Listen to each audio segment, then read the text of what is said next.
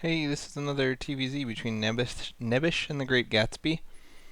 In this game, Nick is doing the Hellion opening into Uber Ups that I've been trying to do, and obviously, since I'm somewhat new to it and Nick has had a lot more practice, he does it a lot better. Especially the opening is a lot smoother. I like the way he handles, the reactor swap and the command center and the bunker and all that kind of crap. So anyway, general idea. Late game, we're going for Marine Marauder Medevac with maybe lots of expansions and nothing else. No, maybe some Hellions, maybe some Banshees, and the occasional factory unit, but not many of them. And the main idea is that if you upgrade Marines fast enough, super upgraded Marines require the Zerg to have upgraded Lings and upgraded Mutas just to use Muta Baneling properly. Or if he wants to use Ling, Baneling, Roach, then there's also multiple upgrade paths for him to keep up there. So by focusing the majority of your money on one upgrade path, it really makes upgrading cheaper, and you can have super upgrade advantage ninja kickery to the face. So here we go. Nick made the factory and then the reactor core, and then swapped the factory onto the reactor core, and now he's coming out with some Hellions. And the point of these Hellions are just to see if you can poke and get any damage done, but usually you can't do any damage. The better purpose of them is to force spines and to force sometimes roaches and to force a couple of wings and that kind of stuff. Also to give you an exact view on what the Zerg is doing. That's always nice too. So Nick's going to come down here, and obviously with those spines there, he's not going to be able to get anything done. So he's just going to leave the Hellions out here to keep an eye on whether or not the Zerg's going for a third and stuff like that.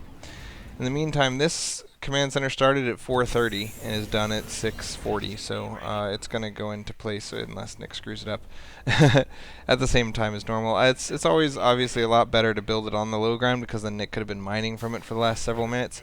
But at 7.5 minutes, Nick is at 29 workers, so he's not fully saturated yet on one base, so it's not a big deal to delay putting it on the low ground until 7 something.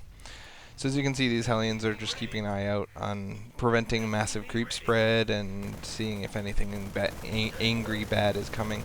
Because the build time on bunkers is 40 seconds, so if he suddenly saw a whole bunch of stuff pushing out, he could just grab these SCVs and be like, bunga bunga bunga bunga bunga bunga bunga bunga bunga bunga bunga. He pushed in a little more, again, just to check what's going on with these Hellions, but nothing is the answer, nothing is what's going on.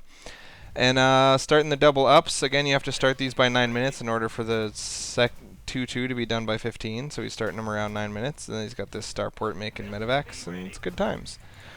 In order to keep up with this kind of production, one bad thing here is that the Zerg is really getting by with no units. I think his army size is 250. It's really kind of pathetic. So these Hellions, part of their job is to be scary enough so that the Zerg feels like he has to build units.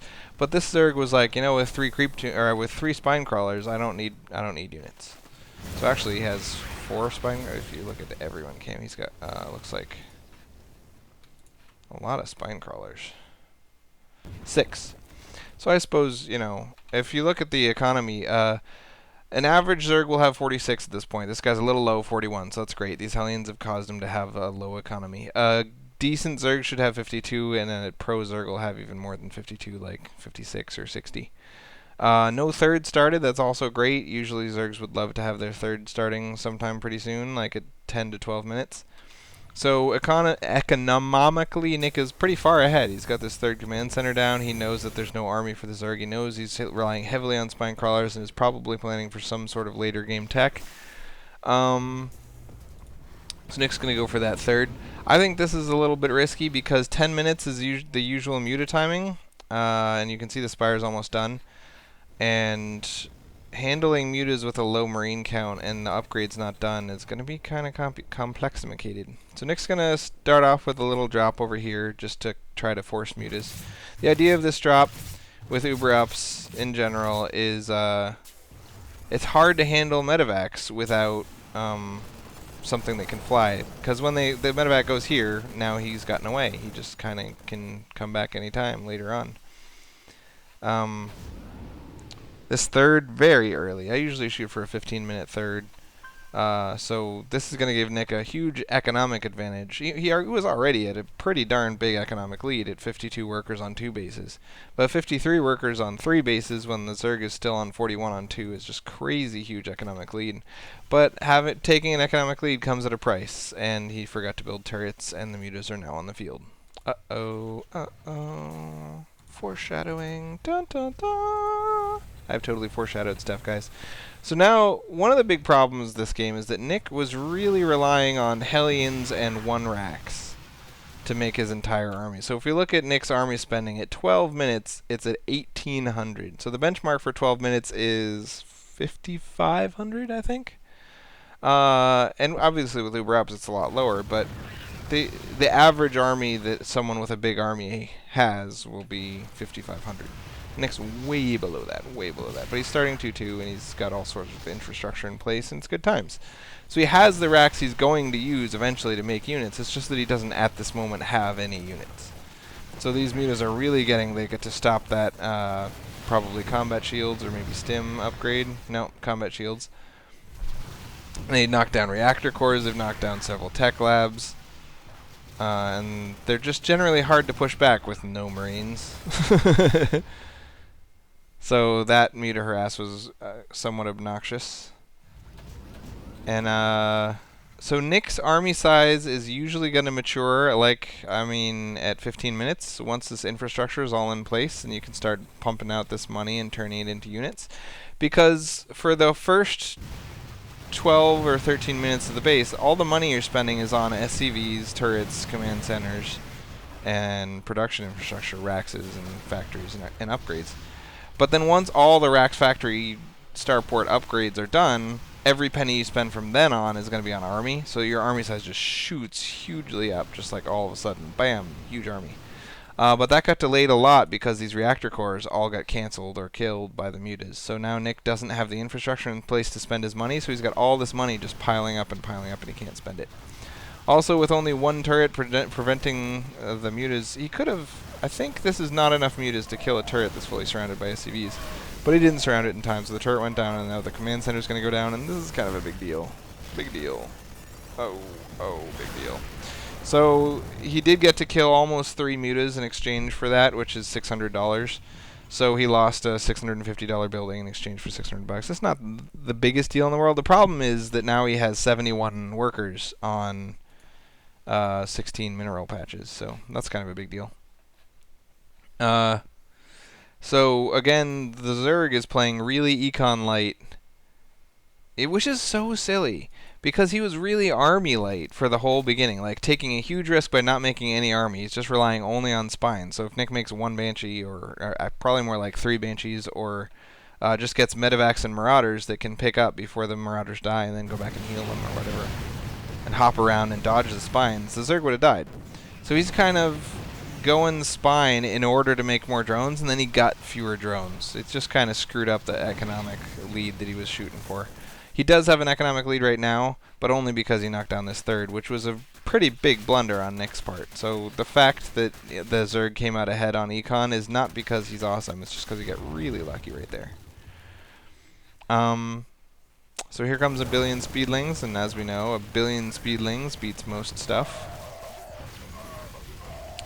So usually what we want for army spending with Uber Ups at 15 minutes is 9,000, I think, and Nick is at 4,000 plus probably $2,000 of tech. So really, really low. He should have 9 to 10,000 at this point, and he's got about 6. And part of that is losing the 3rd. Part of that is taking the 3rd really early, but most of it is the loss of these add-ons, so he hasn't been able to spend this 2,000 something dollars that he's got in the bank. So he's retreating over to the bunkers to try to hold off for a little while. The Zerg is forcing back his 3rd a second time.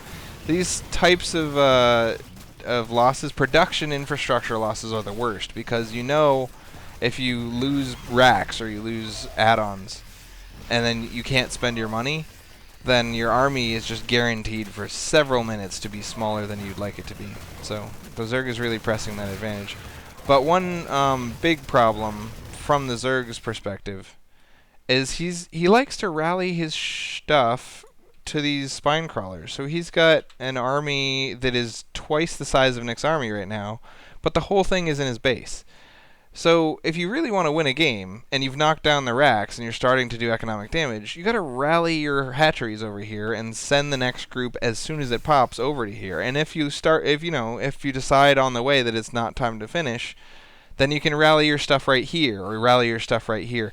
But rally it somewhere useful and close to where the battles are happening. So I really think that the Zerg had a huge chance to take this away from Nick right now, and he's kind of blown it. Because Nick is finally spending all the money that he had piling up in the bank. And so his army is getting bigger. He's gotten a much bigger marine count. He's got the 2-2 upgrades that he wanted done, and this Zerg's got 0-1 flyer upgrades. And even upgrades on mutas hardly matter at all. 0-2 Zergling upgrades as well. Nick's just got a big upgrade lead, and he's actually spent the money he's had piling up for a long time. Another problem, the Zerg is on 3 bases, but his main is starting to mine out, and you know how I always talk about the race to 72? We're both shooting for 72 by 14 minutes or something, and whoever hits it first is just going to have a permanent advantage by however much quicker you hit it, because both of you will end up with the same income from 14 minutes on. Well, it's 19 minutes in, and the Zerg never hit 72. So this Zerg is playing really econ light, army large. And I think part of that is because he just got so lucky with that first muta raid that he feels like he can finish this. So here we come with Nick having a $3,000 smaller army, so about half the army size, even though he's got the same unit space.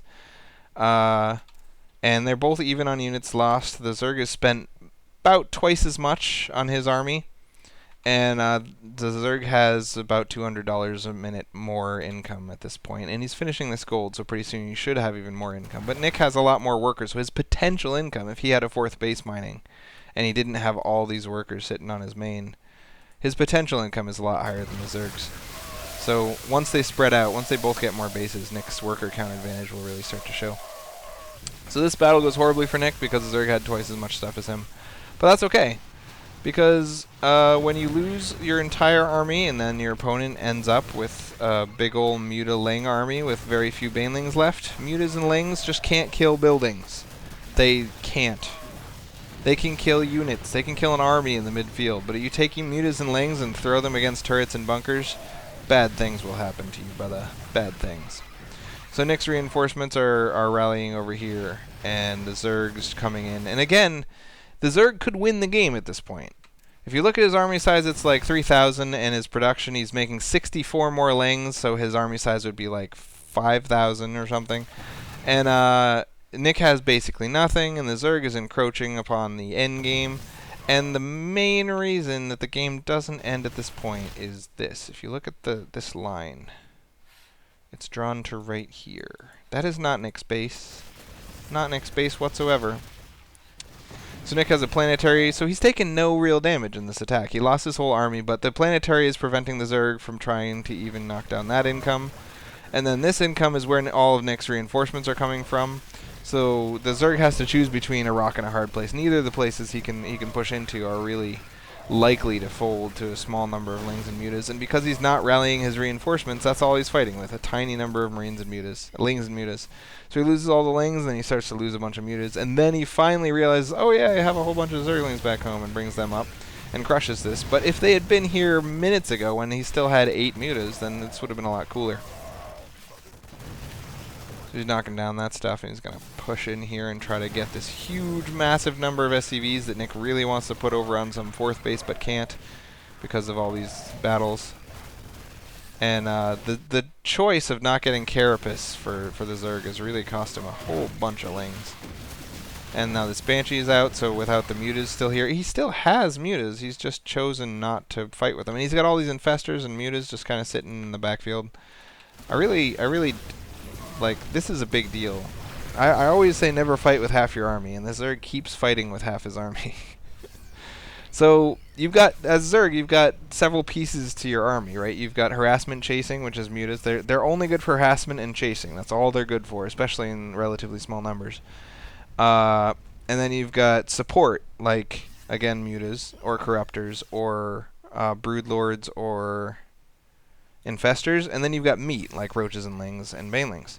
So he took his meat and threw it with no support.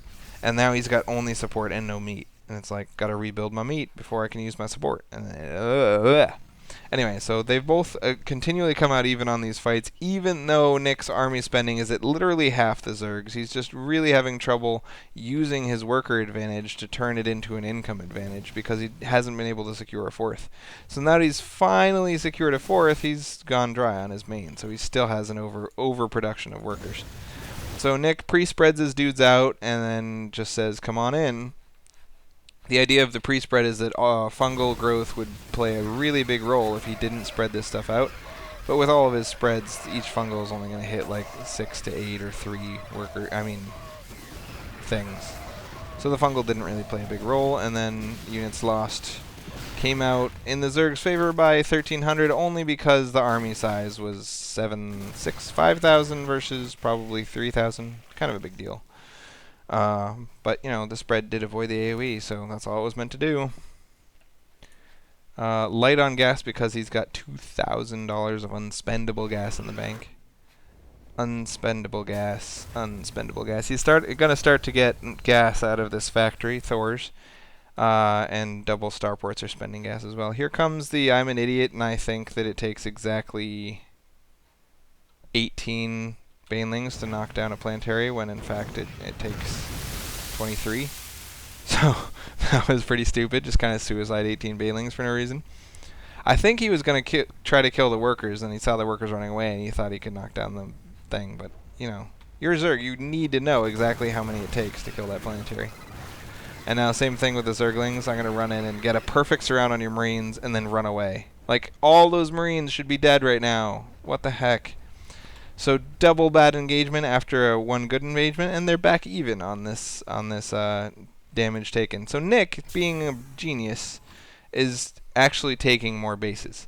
And right now, the Zerg has had map control forever. He could easily deny all of those bases for Nick just by pooping creep out of overlords and keeping a squad of like 24 lings over here. And anytime an overlord spots a command center coming, just send the ling and say nah, and send the lings over there and say nah, and so on and so forth. This completely undefended base could be dead anytime the Zerg wants. Like, $25 Zerglings and free overlords give Zerg the best map spotting ability of anyone, any of the 3 races, plus creep tumors, free spotting as well. And he's just not spotting for bases at all. He's just like, I'm just going to assume Nick will never expand. That is my assumption. And then he scouts with his whole army, like, well, what if he expanded? I should go check with my whole army. Fungal. Yeah, eat it, skivvies, eat it. Pwned.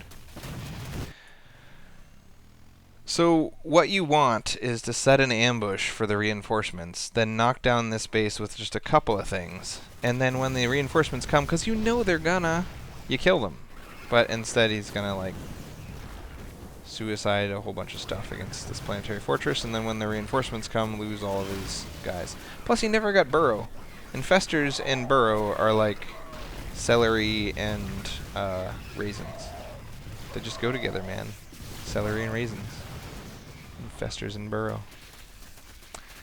So I think this is yet another case of the Zerg had this game in the bag and then he got massively overconfident for no reason and just utterly blew it.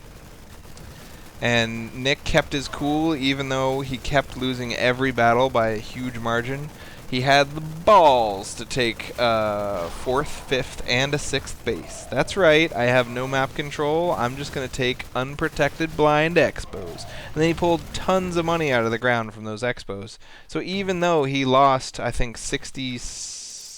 95 workers, it was totally worth it because those workers weren't doing anything until he put them at bases. So let that be a lesson to you guys. Lose 95 workers. That is how you win games. Dun, dun, dun. So the Zerg is on 51 workers. He's lost 17. And you notice he was on 62 for a long time. He lost some, and now he's on 51. Like, he never replaces workers that he loses. He never makes enough workers to saturate his bases. He never makes new hatcheries. He never tries to have map vision or map control. He's like a 3-base all-inner. That's what he is. Which is so silly, because by the time you're on 3 bases, it's so easy to macro from there. and just play a nice, long, easy macro game. Throw down a couple more hatcheries, move your drones over, done. Makes no sense, man. Makes no sense. So this 3 base all-in has run dry. He's got no mineral patches, and he's starting to mine out these last mineral patches. And if we can speed things up, he's got a couple of broodlords, but you know, that's not very useful. Nick is making a pretty huge mistake right here of unloading on top of lings. That's always a bad idea. Never unload on top of anything. But lings are one of the worst things to unload on top of. And at the same time as he's got defending over there, he's going to come over here and hit the only income that the Zerg has, kill off a bunch of workers, and even though the Zerg could easily replace those workers out of all the eggs, he's gonna, every time he loses workers, he's like, well, those workers are dead forever. Oh well, my income is now slightly lower. Like what? You lose workers, make new workers. What are you doing? And now he slowly loses those broodlords. I think this is just like a, what's it called? Morale thing. The Zerg is like giving up. He's playing horribly. He's mined this base out. He hasn't even tried to get another base. And now he's slowly starving to death. And he never tried to kill this base after the first time. Very silly. You put 1 broodlord right here and throw 3 corruptors behind it. This base is dead. There's nothing it can do. Come on. Come on. Come on. Anyway, fast forward. Game over. Let's see if the Zerg is rude at the end or just leaves. Come on, be rude. We like it when you're rude. Neener, neener, neener. I have infestors. That's all anyone ever needs. That's the thing. I think 3 infestors can knock down a planetary fortress. Like, he's had bunches of infestors with bunches of energy for a long time. He could have easily killed this planetary. Just get burrow, damn it. Why you have moving, permanently invisible units that can kill command centers for basically free. Why not upgrade burrow and do that? Anyway, whatever. So he said good game and left. All right, a polite Zerg. Good job, Gatsby. You are indeed the greatest of the great Gatsby. So even after long periods of having no income while Nick had multiple base income at the end, the Zerg still managed to spend 33, 50, I don't know, 50% more than Nick. A lot more.